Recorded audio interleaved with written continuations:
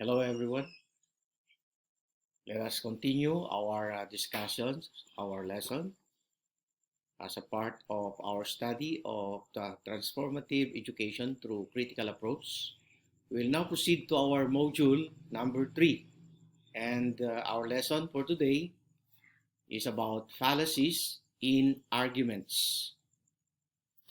Dear students, let's try to see how important it is and consider this lesson something that will transform our way of thinking. This lesson capitalizes the learner's understanding of an argument.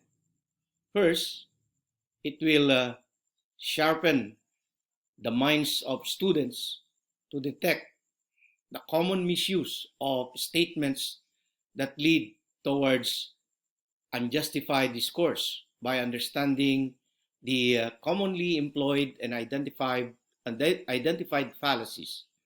The effective engagement of students in a discourse needs proper identification and orientation of errors usually committed. The later part of the 20th century marks as the major period within which the study of fallacies dawned. The rationale behind this is the renewed interest from the various disciplines like philosophy, logic, communication studies, rhetoric, psychology, and artificial intelligence. A learner who understands the disposition of someone who has good reasons in the midst of encountered fallacies will be able to distinguish a good argument. He or she remarkably can go into the flow of the demands of technology and different communication tools. By developing a critical mindset, the learner can connect easily with a discussion designed to resolve conflicting opinions. In this lesson, the learner will become aware of the fallacies in arguments and will be taught how to formulate sound reasoning. Okay, my dear students, at the end of this module or this lesson, you are expected to identify fallacies reflected in various statements, discuss ways on how to handle heated arguments, and extract fallacies or fallacious statements from news programs. My dear students, being critical does not mean that you are going to question a lot of things, but rather it would mean evaluation, understanding of the different arguments being employed by other people, or as you read some articles, you will be able to detect some of the fallacious statements if you will master our study of fallacies in arguments. Okay, in order for us to test your logical minds, I have prepared some riddles for you, and please try to answer them. The first riddle is, what common English verb becomes its own past tense by rearranging its letters? Okay, pag-isipan po ninyo ito, dear students, what common English verb becomes its own past tense by rearranging its letters? Okay, think about it and maybe get a piece of paper, try to answer it. Just put down your answer so that we can proceed to our next riddle. And this is, it occurs once in a minute, twice in a moment, but never in an hour. What is this? Okay. Try to ponder about it. Just jot down your answer. Let's proceed to logical riddle number 3. Is it correct to say the yolk of eggs is white or the yolk of eggs are white? Tama ba na sabihin that the yolk of egg is white or the yolk of eggs are white? What do you think? Okay? Just write down your answers. Let's proceed to riddle number 4. The prisoner is told, if you tell a lie, we will hang you.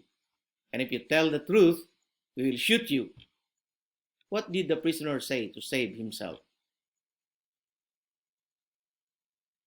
If you are the prisoner, what are you going to say to save yourself? Okay, that's riddle number 4. Let's proceed to riddle number 5. Try to think of words ending in GRY. Angry and hungry are 2 of them. There are only 3 words in the English language. What is this? What is the third word? The word is something that everyone uses every day. If you have listened carefully, I already have told you what it is. So what is it, my dear students? Think about it. We'll go back later on. I will tell you the answers later on. I hope you will be able to answer all those riddles. The last riddle for today is, a cowboy rides into town on Friday. He stays 3 days, then rides out of town on Friday. How? Paano nangyari yun? Okay? We will go back to these riddles maybe at the end of our discussion of the lesson so that you'll be able to know the answers. If you have already your answers, okay, just keep it and try to confirm later on whether you were able to get the answers for these riddles. Let's continue. Okay, now let's proceed to the content of our lesson. Let us try to take a look at fallacies in arguments. Fallacy is a general type of appeal or category of argument. It is a kind of argument that resembles good reasoning, but that we should not find so persuasive. Well, fallacy is an argument that appears to be valid, but it is not. This is the classical view. It seems that it is true, but it is not. It seems that it is valid, but no. Are fallacies arguments? Maybe you're asking that question. Are fallacies arguments? When we say that an argument is fallacious or the argument commits a fallacy, the term fallacy does not refer to an argument, but an error of some identifiable kind. An argument actually is a line of reasoning, designed to prove a point. When you try to explain something to your friends, when you try to give your own point of view about an issue, then you are presenting it in a way that you want to persuade your classmate or maybe the one you are talking with that what you are saying is true. So you are actually giving an argument, because an argument is a line of reasoning designed to prove a point. You're trying to prove your point. Okay, my dear students, let's proceed. This time, we'll take a look, just a brief look at the history of fallacy theory. You know that the history of the study of fallacy begins with Aristotle's work on sophistical refutations. It is his book. It is among his earlier writings, and the work appears to be a continuation of the topics. The topics is his treatise on dialectical argumentation. When we say dialectical argumentation, non-stop, there is an answer, question, answer. So this is dialectical, continuing argumentation. He also discusses fallacies in the prior analytics on rhetorics, his other books. Okay? After Aristotle, we have another philosopher, Francis Bacon, who deserves a brief mention in the history of fallacy theory, not because he made any direct contribution to our knowledge of the fallacies, but because of his attention to prejudice and bias in scientific investigation and the effect they could have on our beliefs. Francis Bacon tried to look at the prejudices and biases that are being employed in scientific investigations. Actually, we can say that Francis Bacon has that critical mind because he tries to critically examine the prejudices as well as the biases that are being employed by scientists in their investigation. So after Francis Bacon, we have Anton Arnold and Pierre Nicole. They were authors of Logic or the Art of Thinking. In 1662, this Art of Thinking of Arnold and Nicole is commonly known as the Port Royal Logic. According to Benson Mates, another philosopher, it is an outstanding early example of how to think straight genre. This is what he said about the work of Arnold and Nicole, that it is an outstanding early example of how to think straight genre. The work includes chapters on sophisms, with the justifications that examples of mistakes to be avoided are often more striking than the examples to be imitated. It is better for us to know what are those mistakes that we have to avoid rather than sometimes the striking those examples we have to imitate. So this is the contribution of Anton Arnold and Pierre Nicole. Let's proceed to another philosopher. In the history of fallacy theory, it is John Locke who is credited with intentionally creating a class of odd arguments. These are the appeal arguments, and inadvertently giving birth to the class of odd fallacies.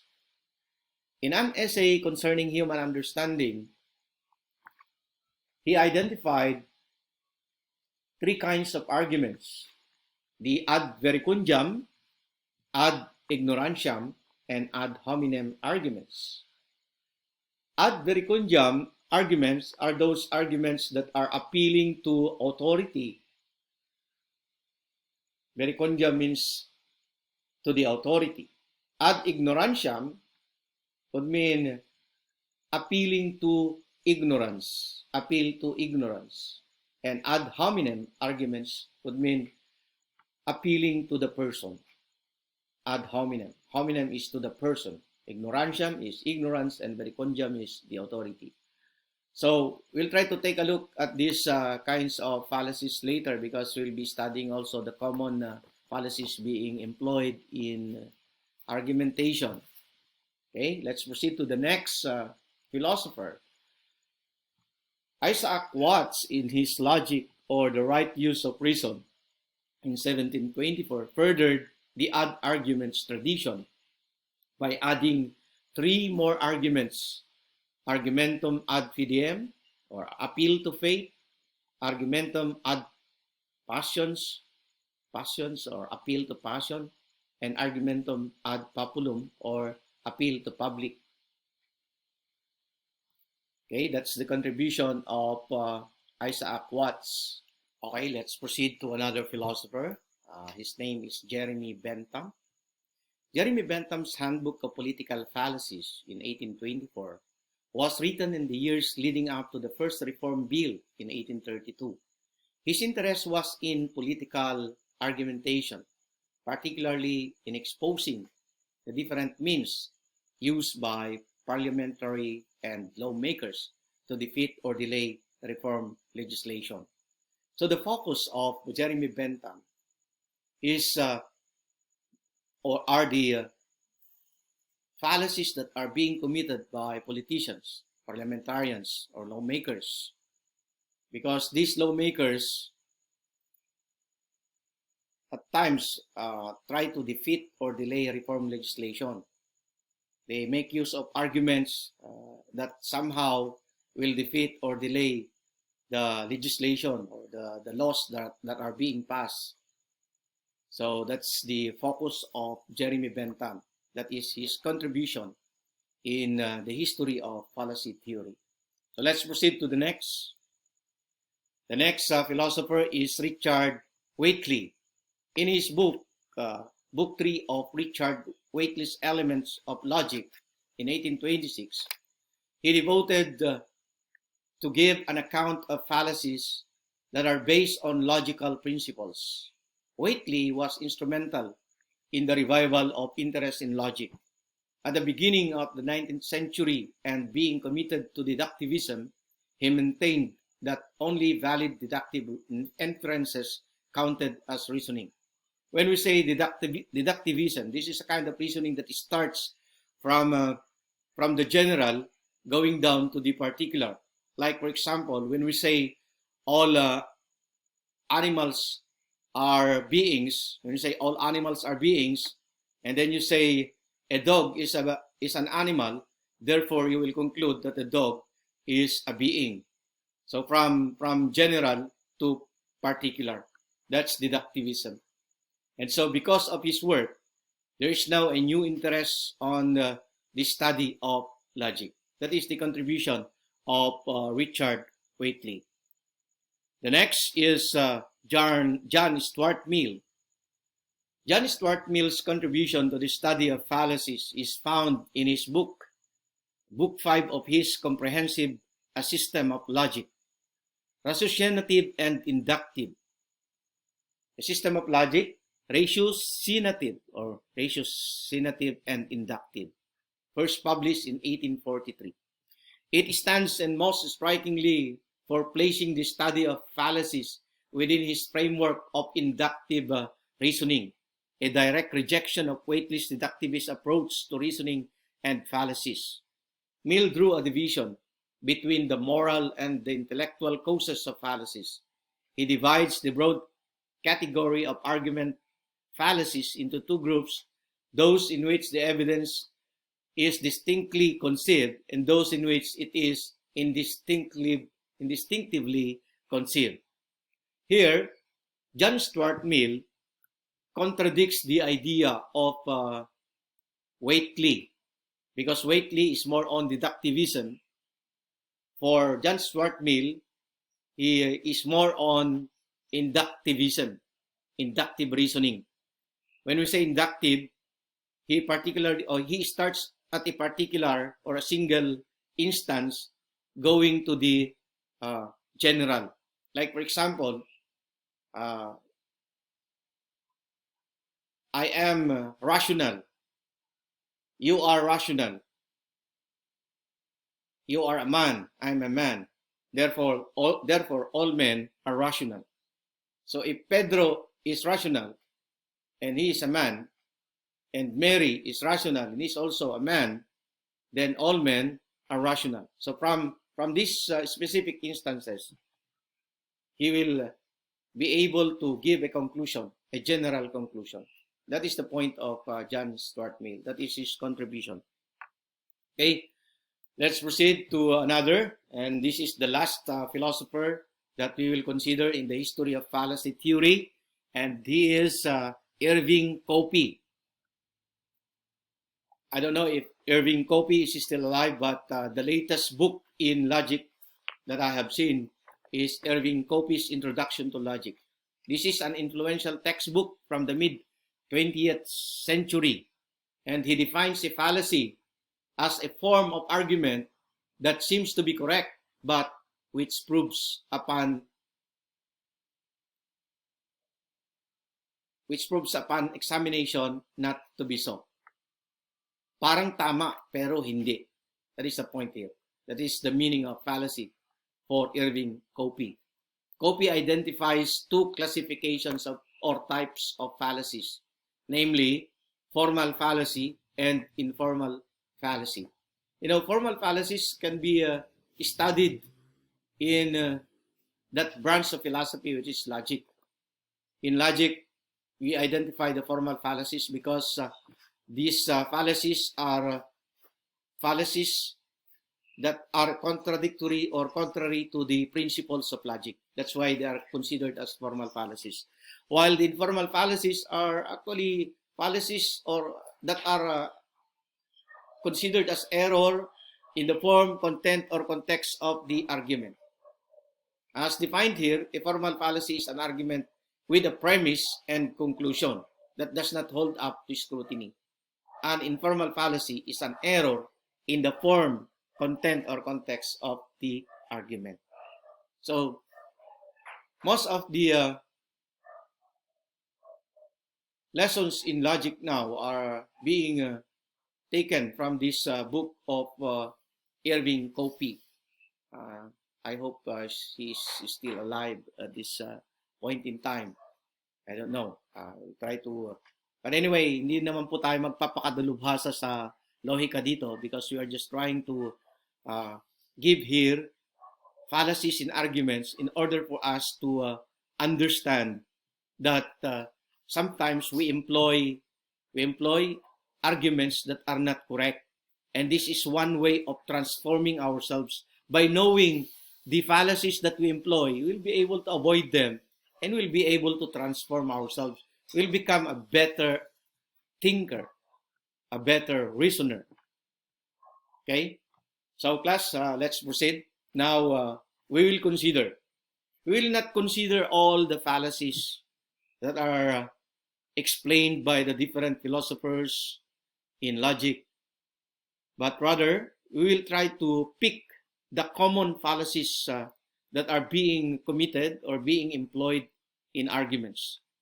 So there are 14 common fallacies that I'll be presenting to you.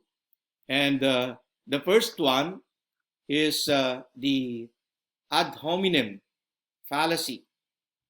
The ad hominem fallacy uses personal attacks rather than logic. This fallacy occurs when someone rejects or criticizes another point of view based on the personal characteristics, ethnic background, physical appearance, or other non-relevant traits of the person who holds it.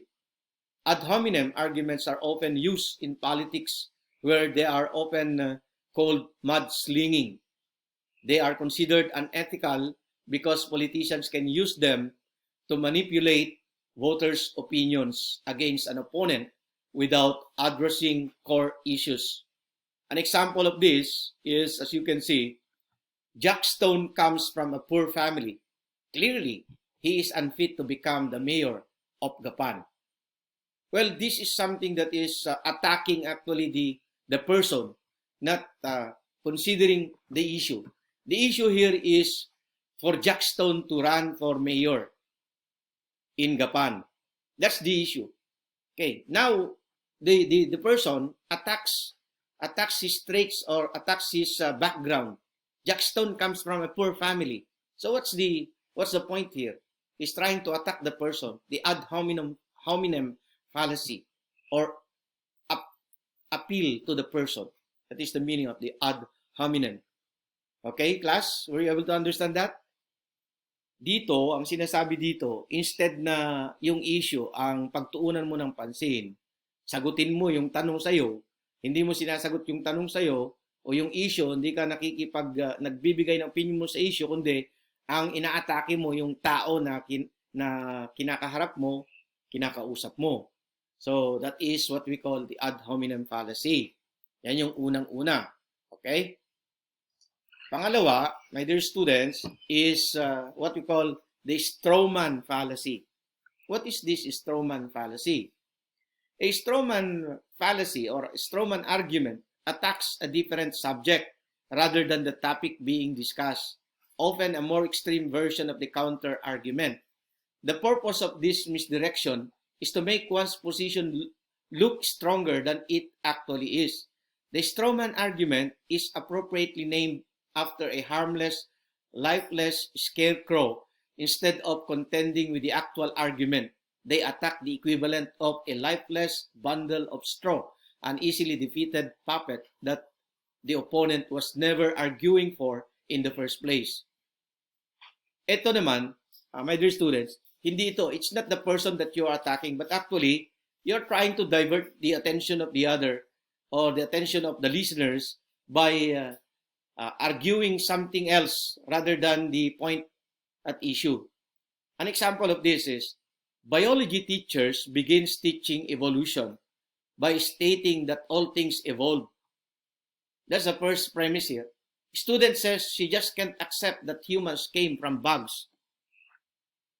Well, this example, as you can see, Strowman in the sense that the point introduced is not about the teaching of biology teachers about evolution. It's now the student who says she just can't accept that humans came from bugs. They're studying evolution, but now he pointed out another thing just to divert the attention of listeners or of the opponent. This is what we call the Strowman fallacy. Okay? So let's proceed to the next.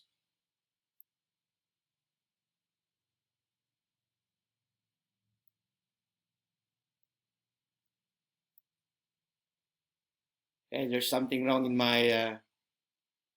wait a minute, my dear students. Okay. Let's proceed to the next, and this is the slippery slope. Okay. Slippery slope actually. Ang nakasulat lang dyan, my dear students, please take note. That is slippery slope. Slippery slope. So slippery slope argument assumes that certain course of action will necessarily lead to a chain of future events. The slippery slope fallacy takes a benign premise or starting point, and suggests that it will lead to unlikely or ridiculous outcomes with no supporting evidence. You know, this kind of fallacy is being committed at times by some of our parents. Maaari rin tayo kung minsan nakukumit natin. Like for example, in this example. Okay, try to take a look at this example. If you two, sabihin ng parents mo sa'yo, if you two go and drink coffee together, one thing will lead to another. And soon enough, you will be pregnant and end up sending your life on welfare living in the projects. What does it mean?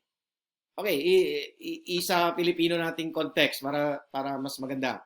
Sabihin sa'yo ng nanay mo, yan, sige, palagi kayong nagkakasama, lagi kayong magkasama, umiinom ng kape o kumakain. Mamaya niyan, mabubuntis ka na. Mamaya niyan, sige, masasadlak ka sa kung anong klaseng buhay.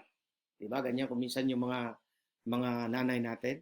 That is slippery slope. That it is believed that one event will lead to another. Pero katawa-tawa naman. Hindi naman nagkape lang kayo, mabubuntis ka na, ganito na mangyayari sa'yo. That is the fallacy of slippery slope. Okay, let's proceed to another. Next, fallacy. Try to take note of these fallacies, dear students, because at the end of our discussion of these fallacies, I'll be giving you a short quiz. So try to jot down or try to study these fallacies that I am presenting so that you will be able to detect later on in the statements that I will be giving what kind of fallacies are being committed. Okay? Okay, let's proceed to the next fallacy. This is the fallacy of equivocation. Equivocation happens when a word, phrase, or sentence is used deliberately to confuse, to deceive, or mislead.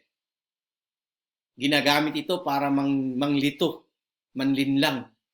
In other words, saying something but meaning another. Iba yung sinasabi mo, pero iba naman yung gusto mo talagang sabihin. I don't understand. An example of this is, I don't understand why you are saying I broke a promise. I said I'd never speak to my ex-girlfriend again. And I did not. I just sent her some pictures and text messages. Okay? Yan yung palusot, equivocation. Iba yung sinasabi sa talagang nangyayari. So that's the point of equivocation. In formal logic, we commit equivocation when there are actually 4 terms in the syllogism. Quadruped. Sinasabi nilang quadruped, 4 ang paa. Kasi nga, gumagamit ka ng term sa unang premise na iba ang kahulugan sa second premise. Kasi in a logical syllogism, we have 3 premises. The minor premise, the major premise, and the conclusion. Major premise, minor premise, and the conclusion. Like, for example, all stars are heavenly bodies. Lahat ng star ay heavenly bodies. And then the second premise mo, yung minor premise mo, sasabihin mo, but Angelica Panganiban is a star. And then you will give a conclusion. Therefore, Angelica Panganiban is a heavenly body. Well, the first star that you use in the major premise has a different meaning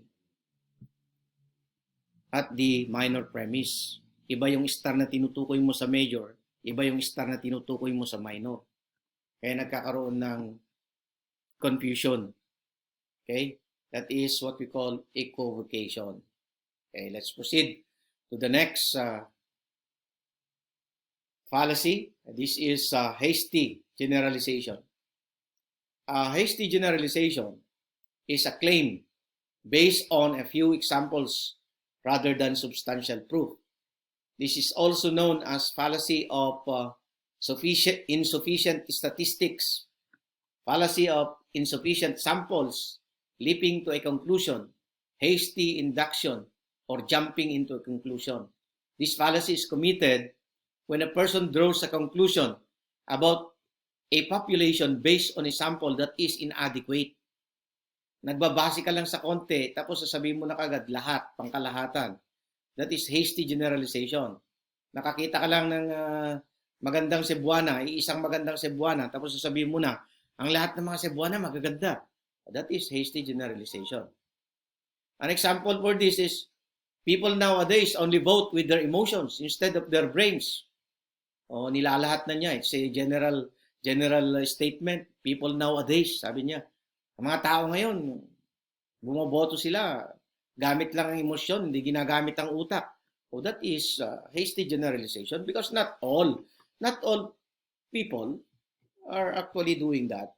Meron namang gumagamit ng kanilang utak para sa ganun ay bumoto ng maayos. That's the point here, hasty generalization. Okay? Let's proceed to the next fallacy, and this is appeal to authority. Ad verecundiam. Ito yung sinasabi natin kanina. This is what I'm talking about. Yung isa, yung ad verecundiam.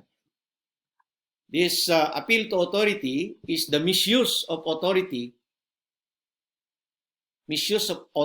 opinion to support an argument. While an authority's opinion can represent evidence and data, it becomes a fallacy if their expertise or authority is overstated, illegitimate, or irrelevant to the topic. For example, one day, robots will enslave us. It is true. My computer science teacher says so. Sinabi ng computer science teacher ko, kaya mangyayari yan. Totoo yan. You are misusing the authority of your computer science teacher. He is not a scientist in a sense that he is making robots or studying about the characteristics of robots so that You will say that all robots, or one day robots will enslave us, and you are saying it's true because my computer science teacher says so. Oh, that's appeal to authority. You're trying to convince others by stating the name of your computer science teacher. You're appealing to authority, but you misuse, okay, the use of authority, the authority of your teacher. Okay, let's proceed to another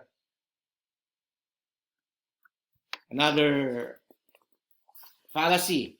Let me try to see what is next. We'll proceed to ad populum. Okay, the fallacy of ad populum. In argumentation, my dear students, an argumentum ad populum, or argument or appeal to the people,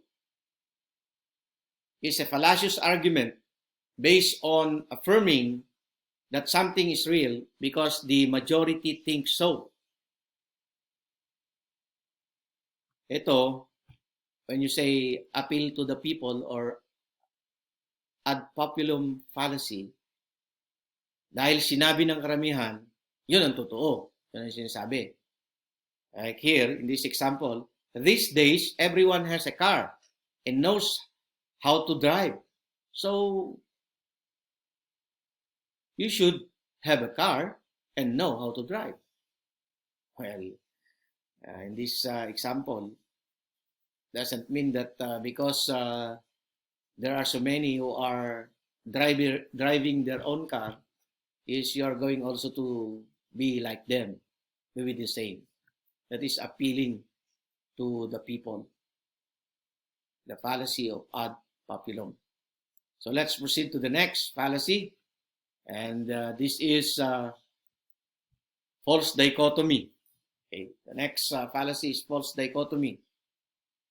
False dichotomy is typically used in an argument to force your opponent into an extreme position by making the assumption that there are only two positions. You are putting the person in a situation wherein he has no other choice. Kaya false dichotomy. You're just giving him two choices, and you're trying to weaken the other point so that the other choice, so that he will be forced to accept the other one.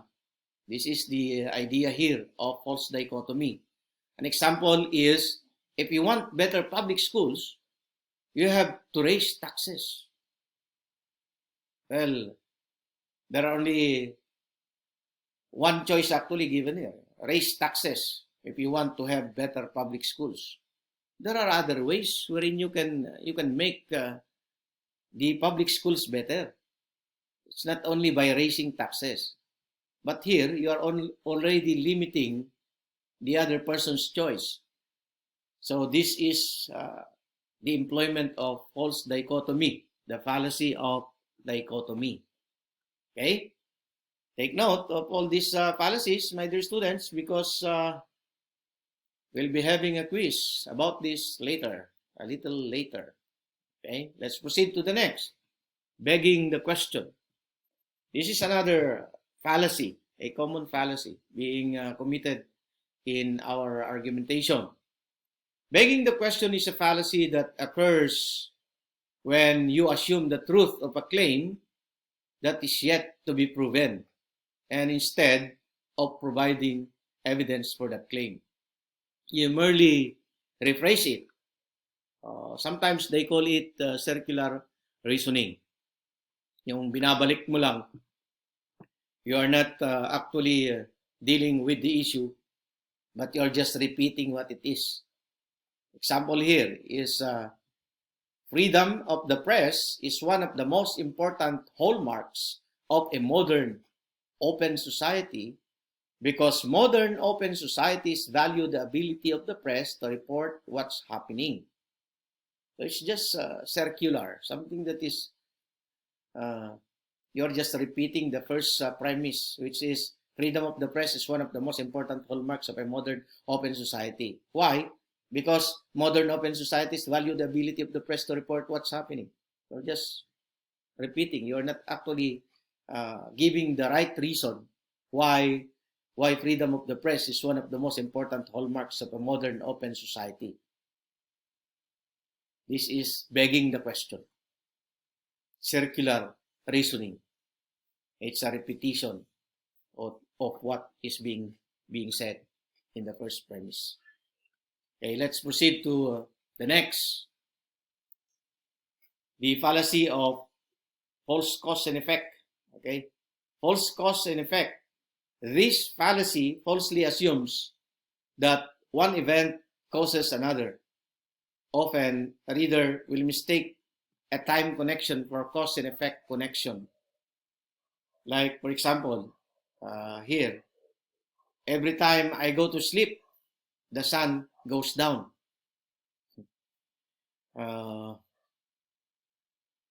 May mga paniniwala tayong ganyan eh. Minsan, bakit kaya? Sabi natin, tuwing magpapa-harvest ako ng palay, umuulan. Okay. So, sasabihin mo na, tuwing nag-harvest ako ng palay, umuulan. That is already, actually, hindi naman yung rason ng pag-ulan ay yung pag-harvest mo eh. Kundi natataon lang yan. Like for example, in this example, every time I go to sleep, the sun goes down. How about if you sleep noontime, during noontime? Will the sun go down? Hindi naman di ba? Okay, so that is the fallacy of false cause and effect. Let's proceed to the next. The fallacy of composition. The fallacy of composition, this fallacy is committed when a conclusion is drawn about a whole based on the features of its constituent parts, when in fact no justification is being provided for the inference. Okay, so here, this is also called the error of assuming that what is true of a member of a group is true for the group as a whole. Let's try to take a look at this example. Okay, sa composition kasi, kung ano daw yung totoo sa grupo ay totoo na rin sa miyembro ng grupo. O kaya naman, kung ano yung totoo sa miyembro ng grupo na yan ay totoo na rin sa buong grupo. Like for example here, this tire is made of rubber. Therefore, the vehicle is also made of rubber. Ito na, you commit the fallacy of composition. Hindi dahil made of rubber yung gulong, yung sasakyan na buo ay made of rubber na. Hindi totoo yan. At katulad ng sinasabi natin kung minsan, all Ilocanos, lahat ng Ilocano ay kuripot. Is actually generalizing, hasty generalization din yan. Pero pag sinabi mo, si Juan ay Ilocano, kuripot siya. Si ganito ay Ilocano, kuripot din siya. Ngayon, sasabihin mo na, ng mga Ilocano, kuripot. That is fallacy of composition also. Okay? Rather than hasty generalization. Okay, let's proceed to another fallacy. And this is appeal to ignorance. This fallacy occurs when you argue that your conclusion must be true because there is no evidence against it. This fallacy wrongly shifts the burden of proof from the one making the claim. More so, this argument offers lack of evidence as if it were evidence to the contrary.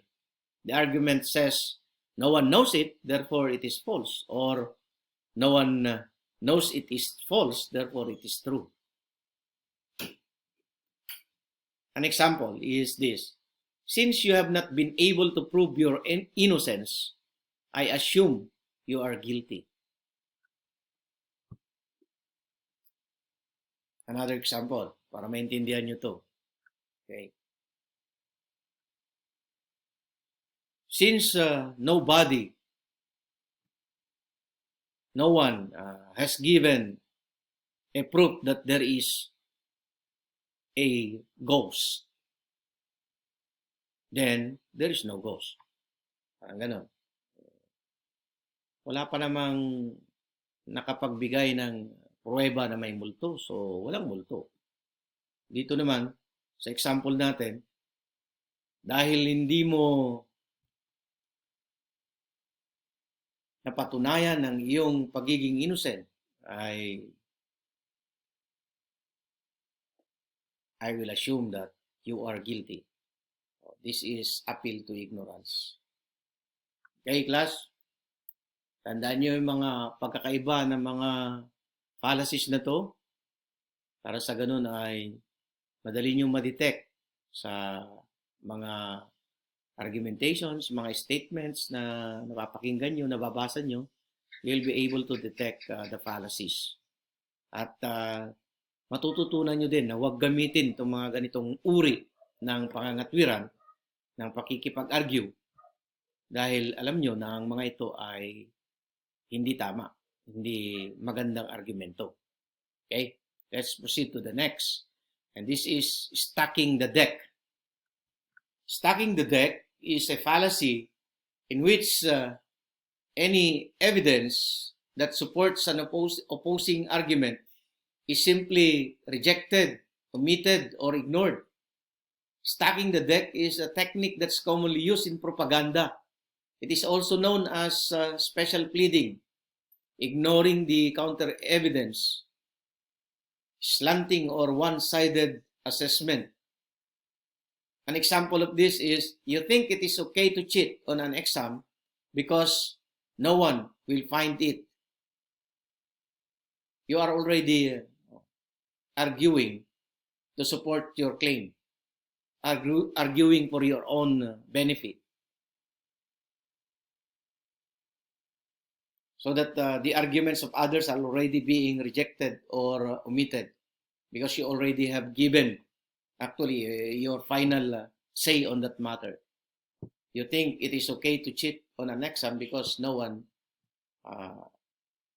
will find out, or no one will see you cheating. Okay? That is stacking the deck. Ito yung technique sa mga propaganda. Pag-i-ignore sa counter evidence.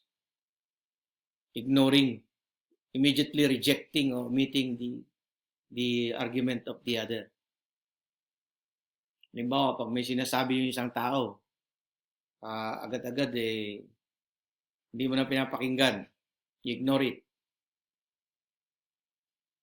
Basta yung sariling opinion mo na lang pinapakinggan mo. Stacking the deck. Let's proceed to the next. Ignoring the issue. Okay. This is actually the last fallacy that we're going to talk about. Ignoring the issue is a fallacy committed when an arguer responds to an argument by not addressing the points of the argument. Unlike the Strowman fallacy, ignoring the issue does not create an unrelated argument to divert attention. It simply avoids the argument. Okay, let's try to see the example in this. When someone asks you a question and you do not answer by pretending to be talking with someone on the phone, and that is ignoring the issue. You just simply ignore. Di ka sumasagot. Di ka, basta wala lang. That is ignoring the issue. So, my dear students, there are 14 fallacies that we were able to discuss in this lesson. I have given you already pre-recorded discussion also of fallacies, but it's not particularly like this. There are some other fallacies that I mentioned in that recorded video, which you can find in my YouTube channel. Here, we discuss the common fallacies in arguments. So they are particularly fallacies that we commit when we argue. when we look at the content of some of the write-ups, opinions of people, sometimes you can really detect some of these fallacies. That's why it's good to examine them.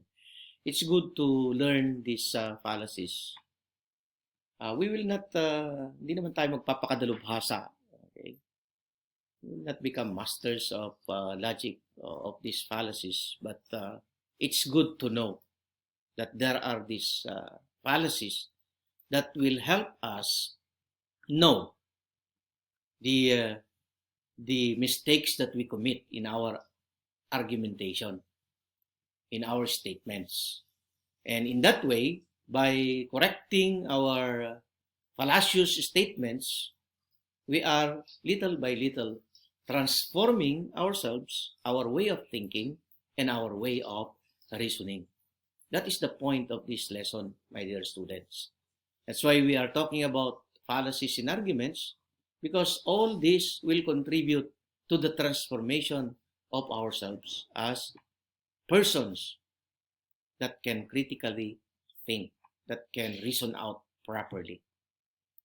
Okay, my dear students, we are through with our lesson about fallacies in arguments. Now, I'd like you to go back to our riddles. Okay, let's go back to the riddles. Kung nasagot nyo ba yung mga riddles, were you able to answer them? Yung the first riddle is, what common English? English verb. Verb daw to. Verb is an action word, hindi ba? What common English verb becomes its own past tense by rearranging its letters? Ito ay yung isang salita, an action word. Okay. It's a verb which, when you rearrange the letters of this, it will give you its past tense. Okay, ano yan?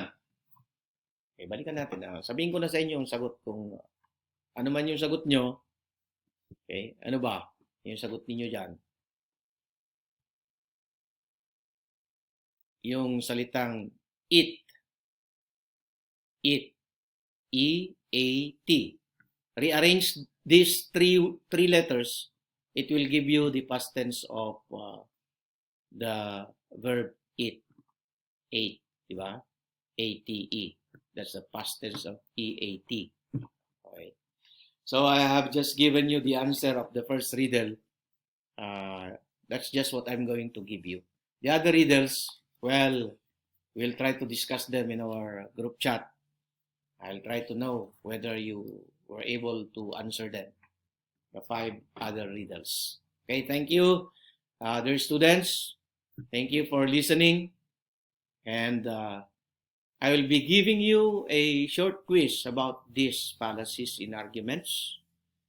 I will test your ability to identify, to see, to pinpoint, okay, what are the fallacies committed in the statements that I'll be giving you later in that quiz.